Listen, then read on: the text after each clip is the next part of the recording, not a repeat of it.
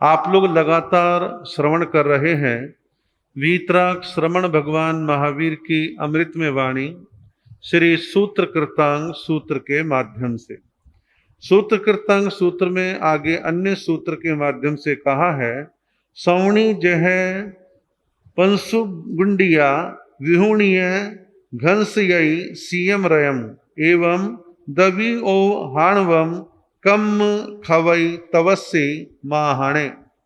इसका अर्थ अभिप्राय है, मुमुक्षु तपस्वी अपने कृत कर्मों का बहुत शीघ्र ही अपनयन कर देता है, जैसे कि पक्षी अपने परों को फड़फड़ाकर उन पर लगी धूल को झाड़ देता है।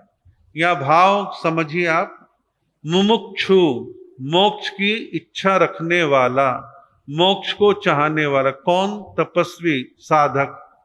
जो तप करता है, तपस्वी साधक है, मोक्ष की इच्छा करता है, वो अपने स्वयं के कृत कर्म, जो किए हुए कर्म है, उनका शीघ्र ही अपनयन कर देता। अपनयन कहते हैं अलग कर देता है, क्षय कर देता है, नष्ट कर देता है। और फिर उपमा दिए कैसे नष्ट कर देता है। जैसे एक पक्षी खेत में, खलिहान में, मिट्टी में, धूल में घूमता फिरता रहता है, जब लगता उसको कि मेरे शरीर में मिट्टी चढ़ गई है, तो पक्षी पर फैला के जोर जोर से फड़फड़ा करके सारी मिट्टी को झाड़ देता है, मिट्टी को अलग कर देता है। एक ऐसा बोरी कट्टा जिसमें घर के लोग आते हैं, अंदर पांव पूछ के आते हैं, तो घर की कोई महिला, कोई नौकर, कोई कर्मचारी उस कट्टे को लेके कहीं बाहर एकांत में झाड़ देता, सारी मिट्टी झड़ जाती है। ऐसे ही कर्म रूपी मिट्टी को झाड़ने के लिए क्या करना है? तपस्या। तपस्या के द्वारा कर्मों की निर्जरा होती है। साधु साध्वी श्रावक श्राविका कोई भी तप करता है तो तप से अपने कर्मों की निर्जरा करता है, कर्म रूपी धूल को झाड़ देता है, उसका अपनयन कर देता है, उसको अलग कर देता है। यानी कि तपस्या के द्वारा कर्म झड़ते हैं, अलग होते हैं। अब देखिए, मैं आपको फिर एक बार स्पष्ट कर दूं कि कर्म खपाने के लिए एक तो है भाई उपवास, बेला तेला, अठाई, मासकमण, एकांतर आदि करना, ये तो तपस्या है ही है।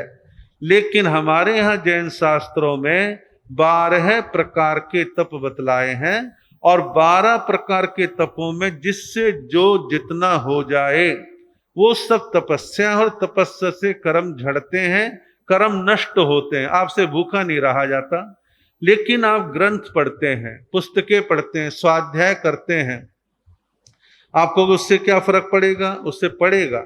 जब आपको ज्ञान आएगा तो आपकी भावनाएं सुधरेंगी, निर्मल भावना आएंगी, त्याग की भावना आपके जीवन में बढ़ेगी, और शुभ भावों के द्वारा भी आप कर्म निर्जरा कर सकते हैं।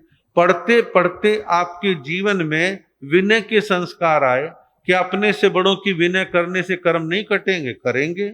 और आप लोगों को जो कहा गया, साधु साध्वी के पास जाओ और 3 बार तिखत्तों के पाठ से विधि पूर्व वंदना करो, कि खाली ऐसी फॉर्मेलिटी है? नहीं, उत्कृष्ट भावों के साथ आप वंदना करते हैं, विनय करते हैं। वैयावच, वैयावच बड़ी श्रेष्ठ चीज है।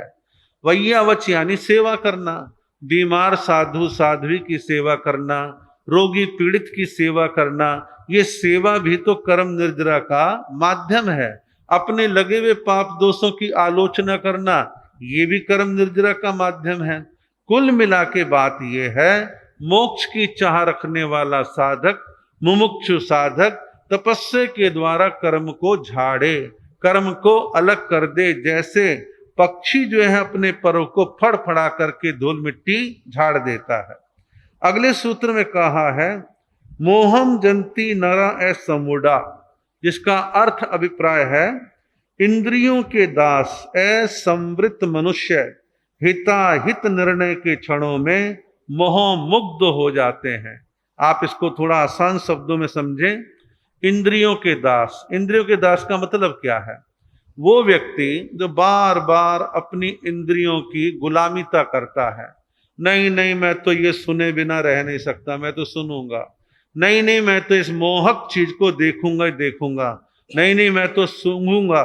सूंघने वाले पदार्थ, चखने वाले पदार्थ, स्पर्श वाली चीजें, सब इंद्रियों के प्रति इतना राग से भरा पड़ा है, कुछ भी तो छोड़ना नहीं चाहता, कुछ भी तो त्याग करना नहीं चाहता। तो उसको कहा इंद्रियों के दास असंवृत। असंवृत कहते हैं जो अपने जीवन में छोड़ नहीं पाते हैं, त्याग नहीं पाते हैं, उनको असंवृत कहा। तो ऐसे मनुष्य हिताहित के निर्णय के क्षणों में मोहमुग्ध हो जाते हैं। यानी जब हमें कुछ अच्छा फैसला करना होता है कि भाई क्या मैं तपस्या कर लूं, क्या मैं नियम पचखान कर लूं, क्या मुझे कोई अच्छे चैरिटी के काम, दान पुण्य के काम करने चाहिए, वहां एकदम से मोहमुग्ध हो जाता है, दुविधाग्रस्त हो जाता है, फैसला नहीं ले पाता, सोचता ही रह जाता है। फिर वो कहता है महाराज जी क्या करूं, मेरा मन तेला करने का, 5 उपवास करने का, 28 का था तो सही, बच्चे नहीं मान रहे। बच्चे कहते हैं कि पापा जी आप बीमार रहते हो, डॉक्टर ने मना किया, आप कमजोर हो जाओगे। नहीं नहीं, पत्नी नहीं मानती, बेटा बहू नहीं मानते, आदि आदि। तो तपस्या में भी ऐसा होता है, त्याग में भी, कि आप रोज रोज पचखान लेके आ जाते। 1 महीने का मेरा आलू का त्याग है, गोभी का त्याग है, घी का त्याग है, मक्खन का त्याग है, आप क्या करते रहते हो, ना आप हमारे साथ होटल्स जा पाते हो, ना घर में भी आप कुछ नहीं खाते हो, आदि आदि। तो ऐसे में व्यक्ति मोहमुग्ध हो जाता है। बहुत लोग मिलते हैं, महाराज क्या बताऊं, मेरा तो दीक्षा का भाव पूरा था, मेरी माता जी नहीं मानी, पिताजी नहीं माने, बड़े भाई नहीं माने, और अब शादी ब्याह बाल बच्चे हो गए, मैं चाहता तो बच्चों की शादी करके मैं दीक्षा ले लूं, लेकिन पत्नी आज्ञा नहीं दे रही है, बड़ा बेटा आज्ञा नहीं दे रहा है। ये क्या है, जब हिताहित का निर्णय लेने के क्षण आते हैं तो ऐसे में व्यक्ति मोहमुग्ध हो जाता है, रुक जाता है। और सीधी सीधी सी बात है, जिन्होंने अपने मोह को तोड़ा है, झटका दिया है, मोह से अलग हुए हैं, वही तो इस वाले मार्ग पर चलेंगे। और जो अभी मोह से ग्रसित है वो झूलते रहते हैं, फैसला नहीं ले पाते। कुछ लोग तो साफ कहते हैं महाराज मेरे से फला काम नहीं होता, बस मैं प्रवचन सुन लो यही बहुत है। ठीक है, आपने अपनी रेखा खींच ली।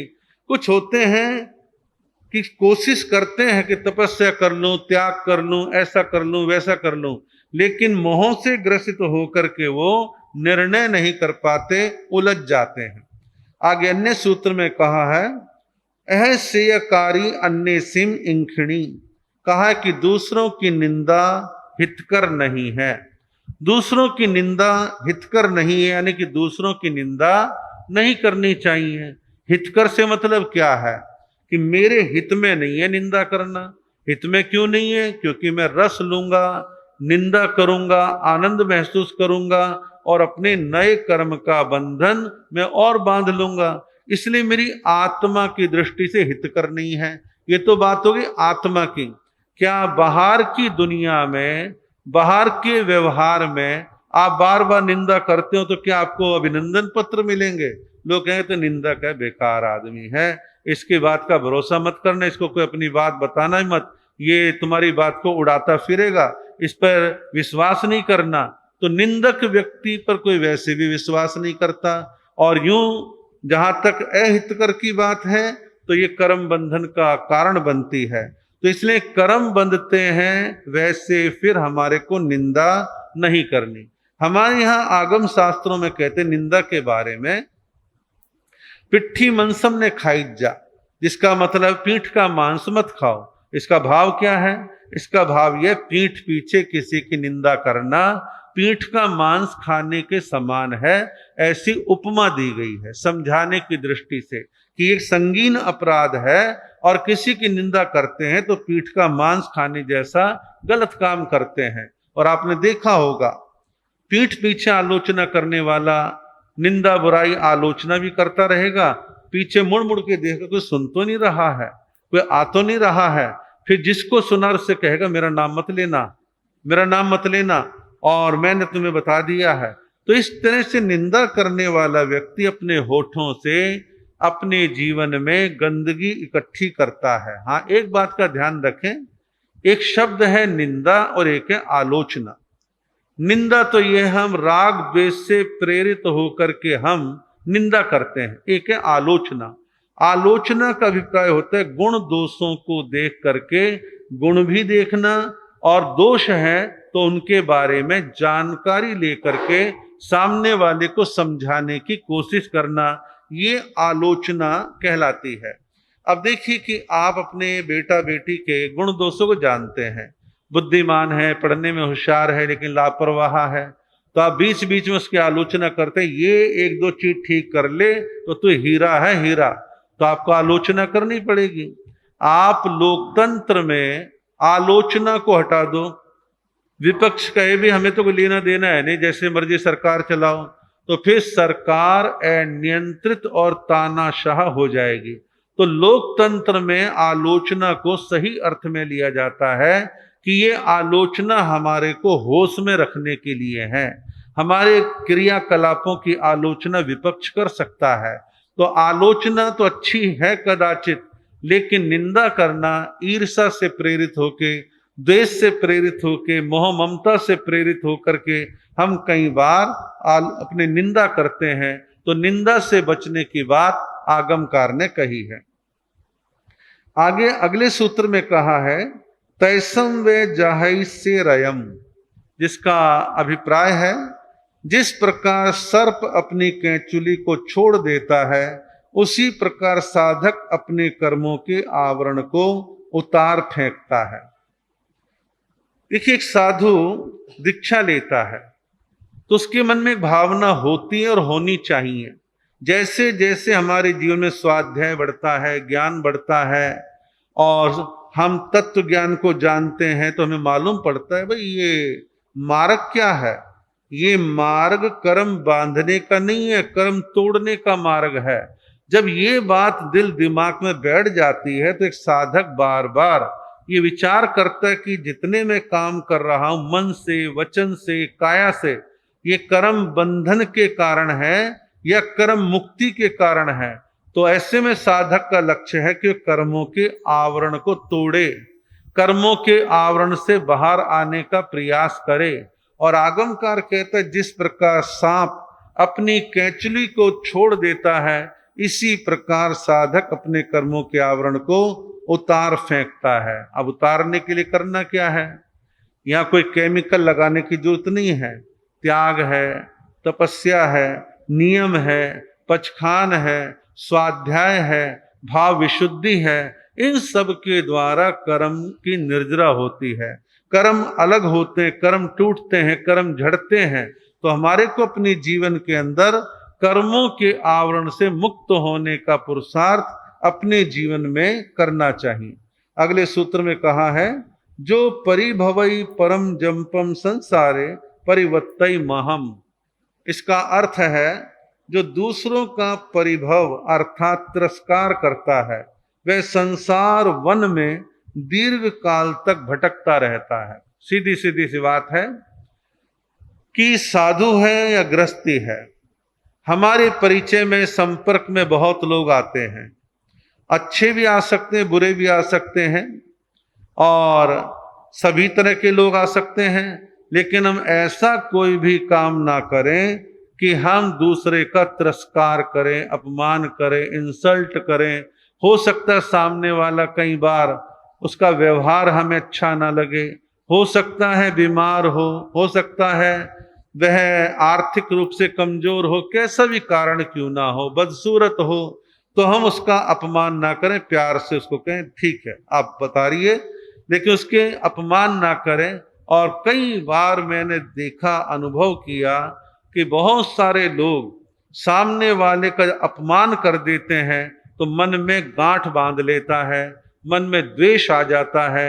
इसने मेरा भरी सभा में या 2, 4, 10 लोगों के बीच में मेरा शब्दों से, व्यवहार से अपमान कर दिया। वो अपमान कई बार द्वेष का कारण बन जाता है। तो कहा कि किसी का भी तिरस्कार, अपमान नहीं करना, और जो ऐसा करता है तो संसार रूपी वन में दीर्घ काल तक भटकता रहता है। वन में भटकने की बात क्यों कही है कि जो स्वाभाविक प्राकृतिक जंगल होते हैं उनमें ना तो अंदर पगडंडी होती, ना कोई ट्रैक बना हुआ होता। एक बार अंदर घुस गया और बियाबान जंगल है तो बाहर निकलना बड़ा कठिन हो जाता है।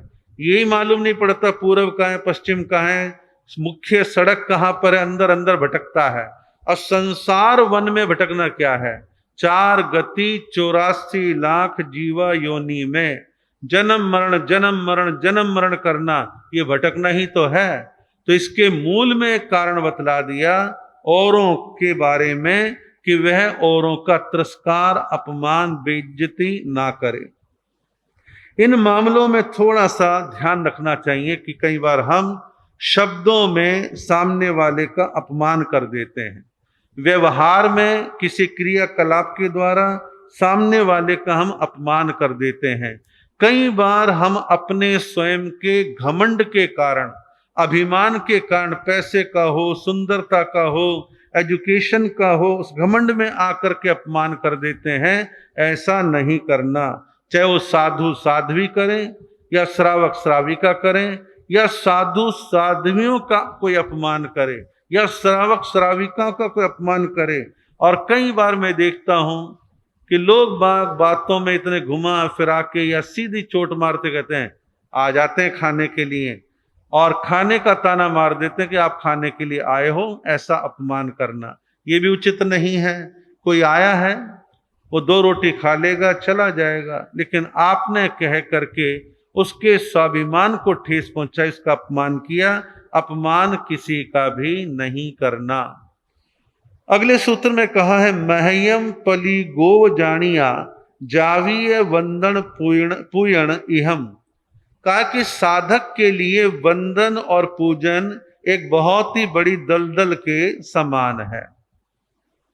साधक के लिए वंदन और पूजन, देखिए आपको बतलाऊं, साधु साध्वी दीक्षा लेते हैं, चाहे वो जैन साधु साध्वी बन जाएं, चाहे वैदिक सनातन परंपरा में दीक्षा ले लें, बौद्ध भिक्षु बन जाएं, सिख परंपरा बन जाएं, क्रिश्चियनों के बन जाएं, कुछ भी बन जाए, अक्सर उनके फॉलोवर उनको वंदन नमन करते हैं, मान सम्मान करते हैं, पूजा सत्कार करते हैं, इज्जत देने का हर संभव प्रयास करते हैं। लेकिन अक्सर कई बार क्या होता है, ये देखने में आता है कि कई लोग वंदन पूजन के इतने आदी हो जाते हैं, इतने हैप्चुअल हो जाते हैं या अपेक्षा पाल लेते हैं कि उनको वंदना ना मिले तो बड़ा मिर्ची लगती है, बड़े परेशान हो जाते हैं।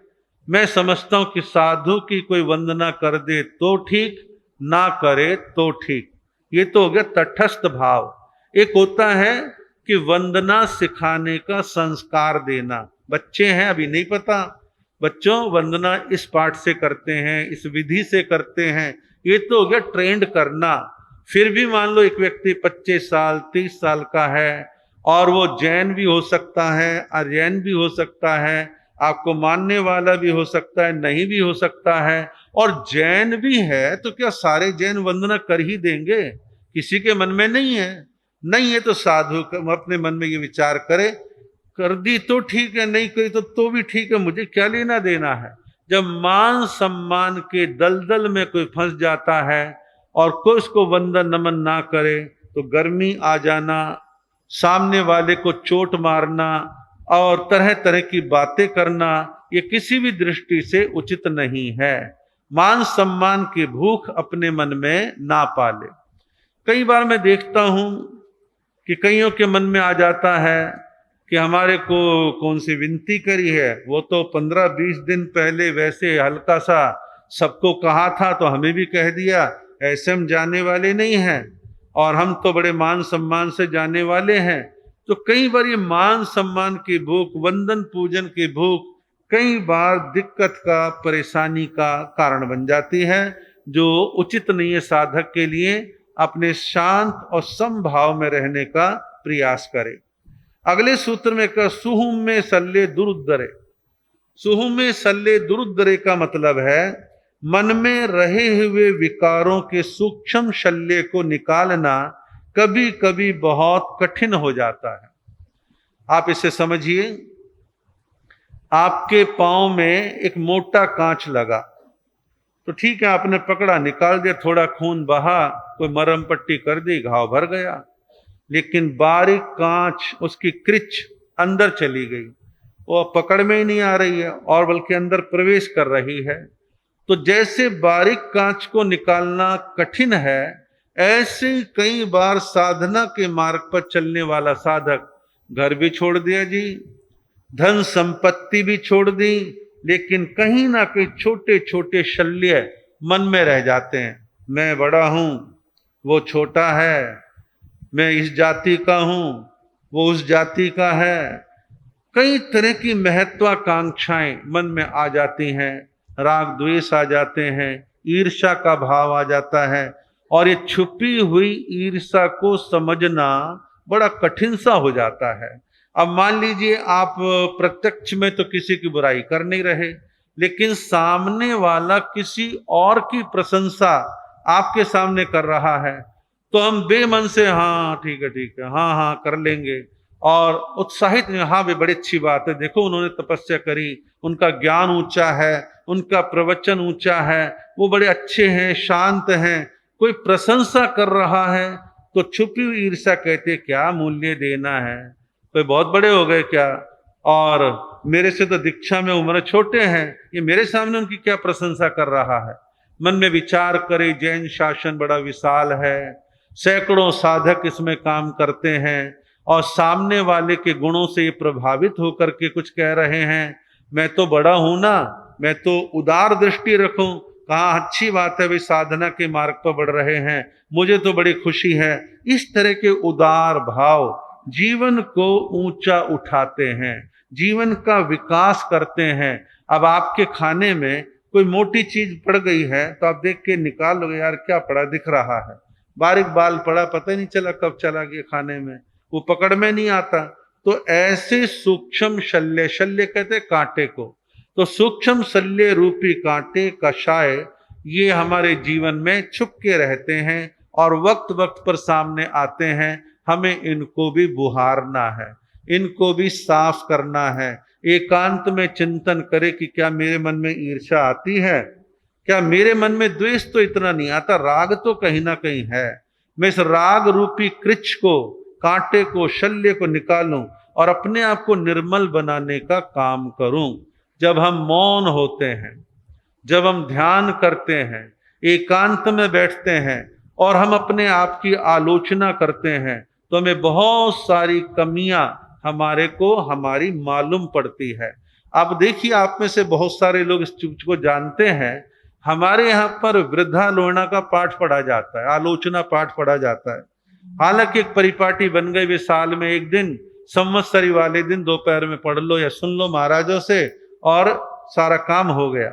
मैं तो कईयों को कहता हूं कि सिंपल सिंपल दोहे हर 15 दिन में पक्षी के पक्षी पढ़िए आप, बार बार आपको लगेगा कि मेरे में कमियां कहाँ हैं, मैं कहाँ कहाँ पाप करता हूं, मेरे में क्या क्या दोष हैं। तो आदमी को जब आईना दिखाया जाता है तो मालूम पड़ता है कहाँ दाग धब्बा लगा हुआ है और हम उसको हटा लेते हैं। तो ये जो आलोचना है अपने आप की, ये अपने आप को सुधारने का काम करती है। आगे कहा है, सामान्य माहु तस्णम जो अपान भैणम भैण दंसय। संभाव उसी को रह सकता है जो अपने को हर किसी भय से मुक्त रखता है। संभाव, संभाव समता भाव, समान भाव, किसी के प्रति राग द्वेष नहीं, बिल्कुल तटस्थ होके रहना। तो अगर समभाव किसको रहता है, समभाव उसी को रह सकता है जो अपने को हर किसी भय से मुक्त रखता है।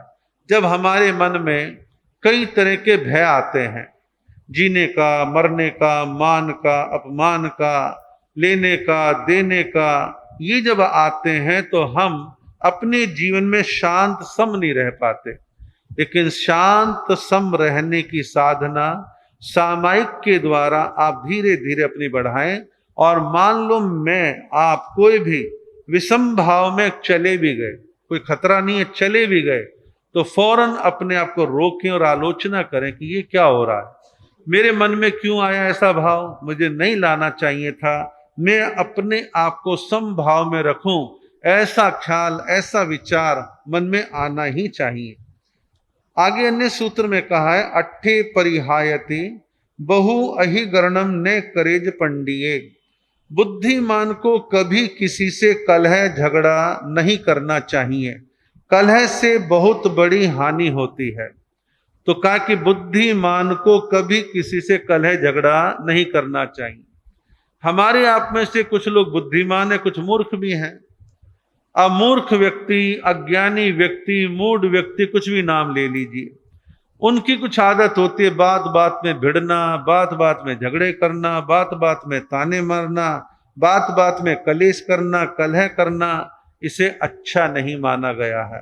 कहा कि बुद्धिमान को कभी किसी से कलह झगड़ा नहीं करना चाहिए, कलह से बहुत बड़ी हानि होती है, कलह से बहुत बड़ी हानि होती है। कई बार कुछ ग्रह योग भी कह सकते हैं, कर्म योग भी कह सकते हैं कि शादी से पहले जन्म पत्रिका मिलान भी किया, गुण दोष भी सारे देखे गए, सब काम हुए, दुनिया भर के इंटरव्यू भी लड़के लड़की के लिए गए, शादी हो गई। शादी कुछ साल के बाद दोनों के विचार नहीं मिलते, खटर पटर चलती रहती है, वाक युद्ध चलता रहता है और एक दूसरे पर हावी होने का प्रयत्न किया जाता है। अब कई बार पति पत्नी के ये झगड़े, अब कौन भारी है नहीं कह सकते, पति भी भारी पड़ सकता है, पत्नी भी भारी पड़ सकती है। कौन ज्यादा आर्ग्यूमेंट करता है, कौन कितना तीखा बोलता है, और कभी कभी तो हाथ उठाने तक के काम हो जाते हैं। और ऐसे में कई बार पति या पत्नी एक दूसरे के रोज रोज के कलह कलेश से, पति पत्नी में भी हो सकता है, सास बहू में भी हो सकता है, पिता पुत्र में भी हो सकता है, छोटे भाई बड़े भाई में भी हो सकता है। ऐसे वाद विवाद, कलह कलेश, झगड़े एक आध दिन के होना तो व्यक्ति माइंड को शांत कर लेता है। जब रोज किचकिचबाजी होती है तो उनमें से कोई एक जो है फंदा लगा लेता है, रेलवे लाइन चला जाता है, पानी में कूद जाता है, केरोसिन ऑयल डाल के अपना खत्म कर लेता है। बहुत तरह की अप्रिय घटनाएं घटती हैं। तो कहा कि कलह से बहुत बड़ी हानि होती है, तो हानि ही है। संसद में एकाध बार गर्मा गर्मी आ गई, समझ में आता है, लेकिन विपक्ष या सत्ताधारी दल दोनों में से कोई एक रोजाना अपने आप को ऊंचा बताने के लिए रोज चिकचिकबाजी करते हैं, तो संसद की बहस देखने वाले और उसमें शामिल होने वालों का मन खेद खिन्न हो जाता है। अभी तुर्की के अंदर वहां की संसद में फ्री स्टाइल कुश्ती की तरह सारे सांसद, जिसमें लेडी जेंट्स सब थे, लात घूंसे मुक्के सब चल रहे थे। हमारे यहाँ अभी तक तो शब्द बाण चलते हैं, कभी कभी थोड़ा सा सीट से खड़े हो जाते हैं, बैल में आ जाते हैं। लेकिन कुल मिलाकर के मैं ऐसा समझता हूं कि बार बार आलोचना, निंदा, कलह कलेश किसी के लिए भी हितकारी नहीं है, ऐसा नहीं करना चाहिए। अब साधु की बात सुन लो, साधु साध्वी हैं तो वो भी छद्मस्त हैं, थोड़ा सा ज्ञान हो सकता है, लेकिन कई बार साधु साध्वी की प्रकृति भी विचित्र होती है।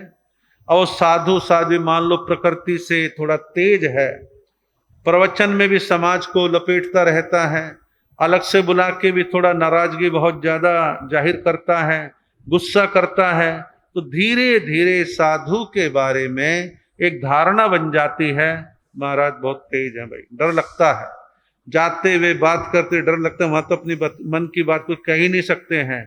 और फिर उसका एक नेगेटिव प्रभाव और बतलाऊं, श्रावक समाज परस्पर मिलती रहती हैं, और चातुर्मास किसी नए का कराने से पहले समाज पिछले 2-3 चातुर्मास जहां हुए बात करते हुए, महाराज हमारे परिचय में तो है नहीं, कैसे हैं भाई, बाकी तो ठीक है, ज्ञान ध्यान तो ठीक है, थोड़ा स्वभाव तो बहुत तेज है भाई, स्वभाव तो बहुत तेज है, हमने तो देखा हुआ। तो क्या होगा, विनतियां आनी बंद हो जाएंगी। ये एक बाहर की बात बता रहा हूं, उसका इफेक्ट्स बतला रहा हूं।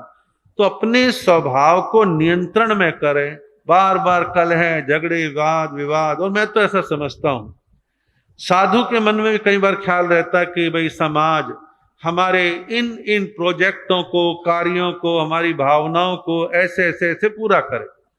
ठीक है, साधु ने अपेक्षा पाली, कोई बुराई नहीं है, लेकिन समाज सारी अपेक्षाएं पूरी कर ही देगा ये कोई जरूरी नहीं है।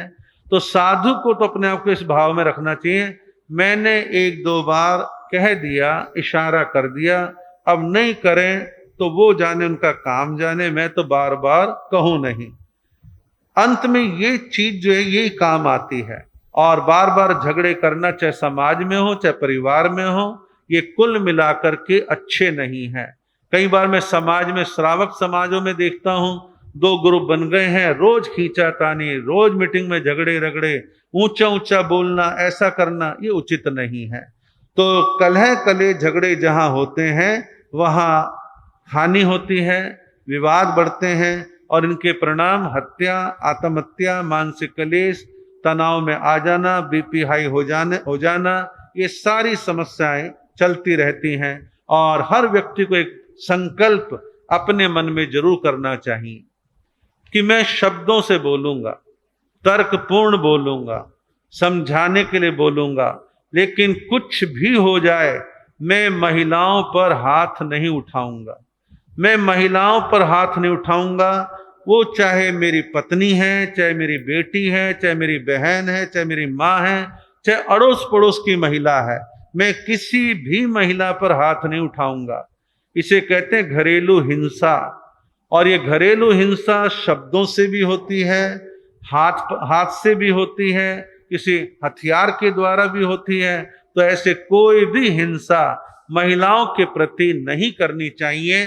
तो कुल मिलाकर के बात यह है, हम कलह कलेश झगड़ा कहीं पर भी हो, उसे समाप्त करने का प्रयास हमारे को करना चाहिए। आगे के प्रसंगों के विषय में आगे आप आएंगे, सुनेंगे, लाभ की प्राप्ति करेंगे।